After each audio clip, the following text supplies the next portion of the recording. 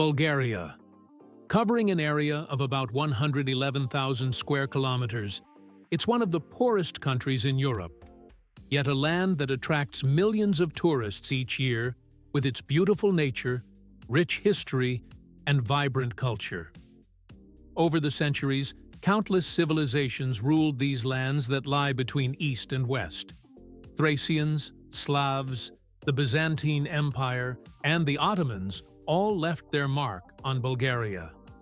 Speaking of the Ottoman period, the conquest of the Balkans in the 14th century was a turning point. The Ottomans gained control over Bulgaria and the surrounding territories. Later, to consolidate power, they encouraged thousands of Turks to settle in Bulgaria, which is why, even today, there's a population known as Bulgarian Turks. Going even further back, the Thracians, an Indo-European people, were among the earliest major civilizations to live here. They remained until Alexander the Great conquered these lands around 400 BC. According to the ancient historian Herodotus, the Thracians were once the second largest nation in the world, right after the Indians. But after Alexander's conquests, they were assimilated and eventually disappeared into the Roman Empire.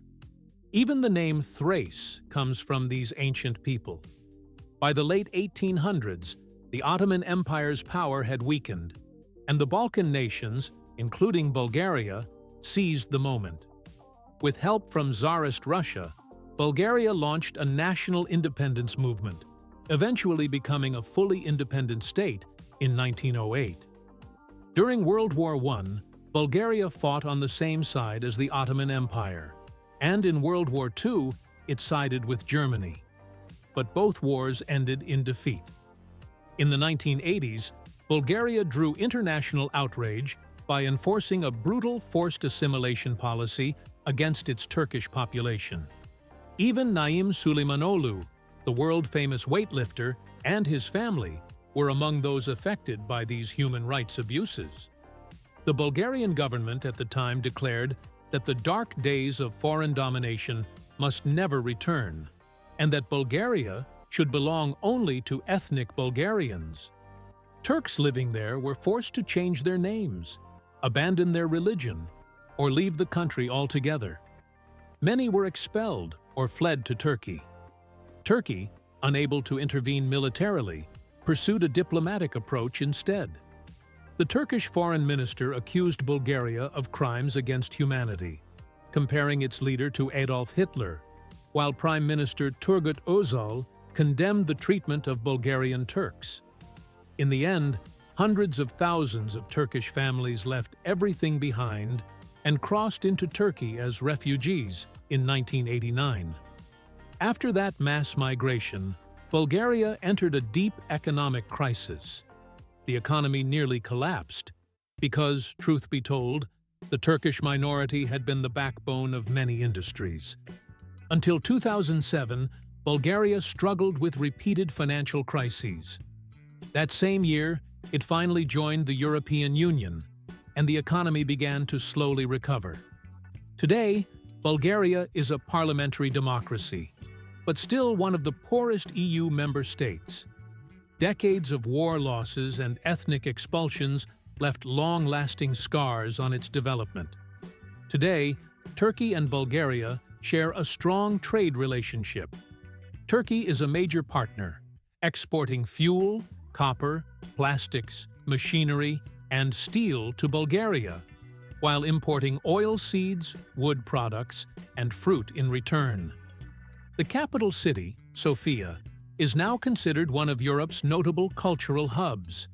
It attracts students from all over the world, and its historic buildings and museums are gaining more and more attention. If you ever visit, about 117 kilometers south of Sofia, you'll find the Rila Monastery, the largest Orthodox monastery in the Balkans and a UNESCO World Heritage Site. Speaking of religion, around 90% of Bulgarians are Christians, most of them belonging to the Eastern Orthodox Church, similar to Russia, Serbia, North Macedonia, Ukraine, and Greece. After Christianity, Islam is the second largest faith. Most Muslims here are Pomaks, an ethnic group of Bulgarian origin who converted to Islam centuries ago. The official language is Bulgarian, written in the Cyrillic alphabet, which was inspired by the Greek script and is known to be quite difficult to learn. Sofia itself has a population of about 1.5 million, while Bulgaria's total population is around 7 million, meaning a large share of the country lives in the capital. Most tourists also start their journey there, as many attractions are within walking distance in the city center.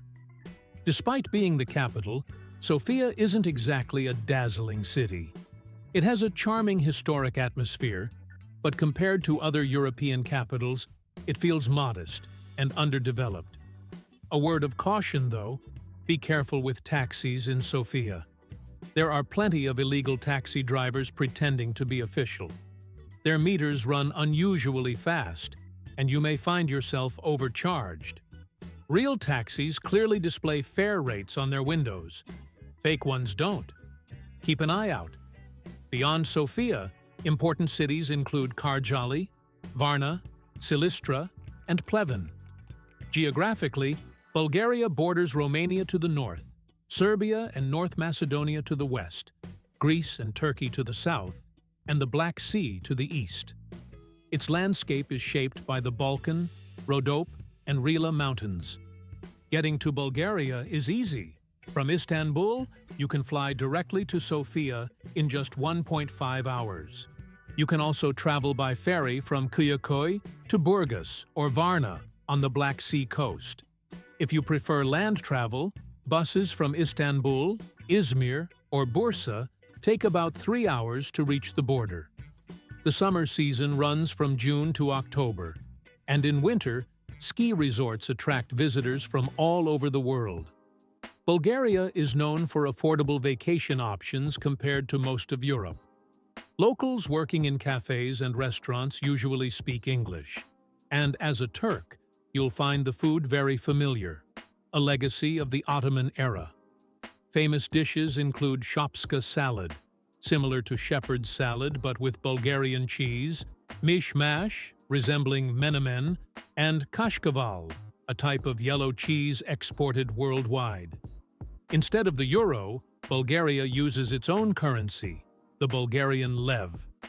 Currently, 1 lev equals about 9.36 Turkish lira, and the minimum wage is around 760 leva, roughly 7,600 Turkish lira. However, few people actually earn the minimum wage. Most salaries are only slightly higher, maybe 100 to 150 leva more. Still, everyday goods are much more expensive than in Turkey. Many Bulgarians cross the border to Edirne for shopping, where prices are far more affordable. For example, a bottle of quality ketchup costs around 12 leva, about 120 Turkish lira, and a free-range chicken costs 19 to 20 leva. Even sunflower oil sells for 5 to 7 leva per liter. So yes, food prices are steep by Turkish standards. Apartment rents aren't much better. A small one-bedroom flat in Sofia costs at least 300 leva a month. And if you're planning to work in Bulgaria, here's something surprising. Most companies don't pay you for your first month. They keep it as a form of security deposit, meaning you'll get your first paycheck only after 2 months. Also, when a company tells you your salary is 1,000 leva, that's gross pay, not what you take home. Always ask for your net salary. Another shocker. Most workplaces don't provide lunch. Employees bring food from home. The average workday is 8 hours, not including lunch breaks, so you're usually at work at least 8.5 hours a day. Opening a bank account comes with a monthly fee of about 3 leva, which the bank automatically deducts. So when you leave Bulgaria, remember to close your account, or the fees will keep piling up even after you're gone. Banking, in general, is slow and outdated. Most of the population is elderly, and many aren't used to online banking, which means long queues and slow service. One of the most intriguing facts about Bulgaria is its bridal markets in the city of Stara Zagora, where Romani people sell their daughters for money. This bride market in Stara Zagora is the only one of its kind in Europe. As a European country, Bulgaria has the potential to influence other countries on the continent. Consequently, each year, many people from across Europe visit Stara Zagora to witness the bride market, which also benefits the city's economy. The main concerns for both parties involved are clear. For the bride's side, the groom must be as wealthy as possible. For the groom, the bride should be young and beautiful. The criteria for marriage are based solely on external beauty and wealth, as the couple typically chooses each other without having met previously. Such marriages can be seen as mutually beneficial arrangements. Once an agreement is reached at the marriage market, a celebration is held at the bride's house, attended by the groom. The Romani enjoy festivities filled with dance and music, which are important to their traditions. After the celebration, the couple proceeds to get married and establish a home together. There's a lot more to explore about Bulgaria in a future video. See you in the next one. Goodbye.